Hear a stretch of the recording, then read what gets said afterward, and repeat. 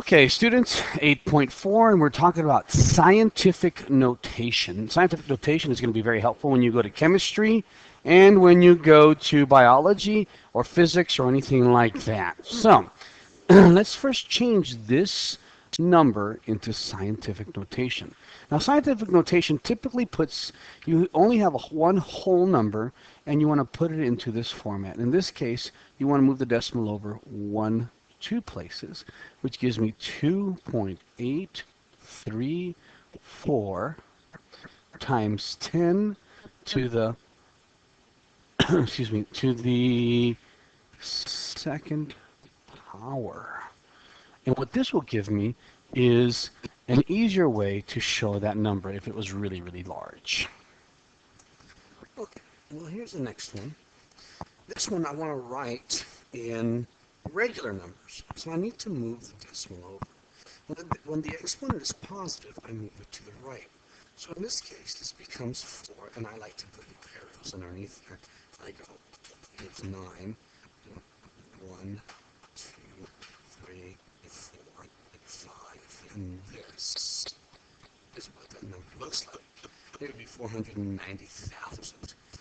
That's written in normal numbers, regular notation, and the other one is scientific notation. Now remember, when my exponent is positive, I go to the right. Therefore, when my exponent is negative, I go to the left. So this number is a very, very small number because it's written like this. So I go 1.68, and then go to the left, 4, 1, 2, 3, 4. And I always add zeros like this. And that way I know that this answer is 0.0000168. And that's the essence of scientific notation. And in your calculator, what you'll end up finding sometimes is you'll end up finding a button that says EE. Now that EE button tells you that you're going to write things in scientific notation. So I'm going to pull up a calculator right now, and I have this calculator here. Since this is a computer calculator, it's a little bit different. On this one, if you look over here, I'm going to change my arrow. This number is the exponent number. I'm going to clear this out for a second. So I want to write 700 here, 758,632. And let's say I have that, and I want to write it as scientific notation in my calculator.